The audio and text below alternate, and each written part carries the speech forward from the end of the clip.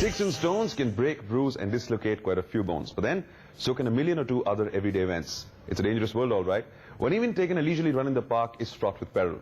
Still, while hiding under your bed 24/7 may be a surefire way to get through life unscathed, that's really no way to live now, is it?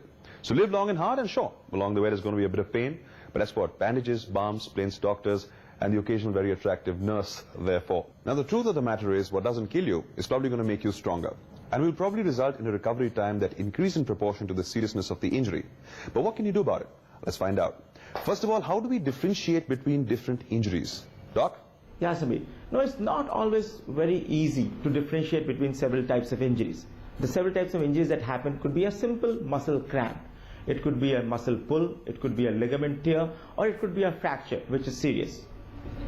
Now, a cramp is where you have the muscles go into a spasm, you have tremendous pain, the muscle over there swells up, but if you just massage that area maybe a bit, after a while, this cramp would tend to settle down. If there is a muscle pull, again it behaves similarly to a cramp. It is slightly more severe than the cramp, but it won't settle down so easily within 10-15 minutes, and this muscle pull would continue for a while. If there is a ligament tear, it almost behaves like a minor fracture where there is a crack, but this will, again, there will be a lot of swelling around the ligament that has been torn. There will be a lot of pain. There might be signs of inflammation. What do we mean by signs of inflammation? There will be swelling, there will be redness, and it will be painful. And you may not be able to stand for a while. But if there is a bigger fracture, then you're definitely incapacitated for a longer time. You're not able to stand, and you have to be taken away by your friends to a local hospital for further treatment. There you have it. All right, with us today we have renowned actor, screenwriter and director Rahul Bose, who's also an avid sports person and a rugby player, having held a position in the Indian national team. Now, as you guessed, rugby isn't the kind of sport where you go by without getting into a little bit of pain.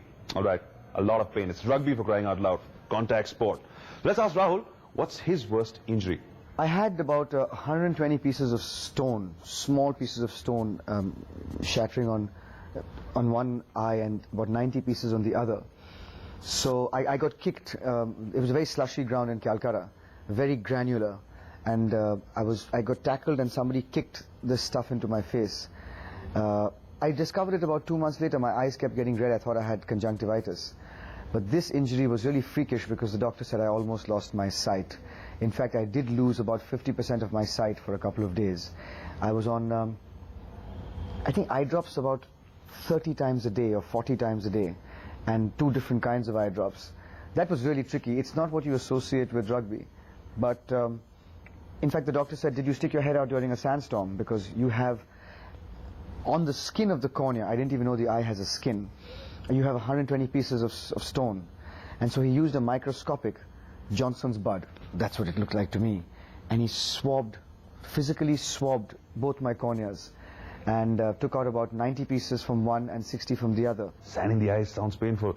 Doc, can you throw some light on sports injuries? Yes, I mean, nowadays sports injuries are very common. Especially you can see cricket, you can see football and hockey, where more and more games are happening, where people, or the sports people, don't have enough rest. They don't really have enough rest in between different games. So the injuries are increasing in frequency and they're increasing in intensity.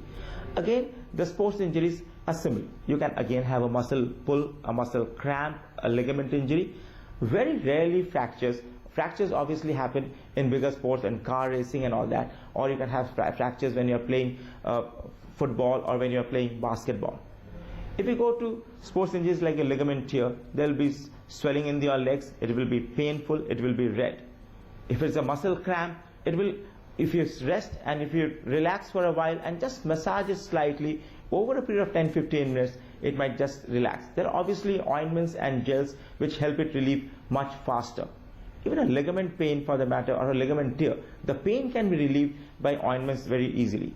But if you have a fracture which is there, then obviously you have to leave the sports field. You have to go to a doctor, and the further treatment has to happen in a hospital. In a ligament tear also, the first aid can be given on the field, but then it has to be, there has to be a plaster around it. It depends on the type of ligament tear that you have, and you might have to rest for a while before you can again start playing.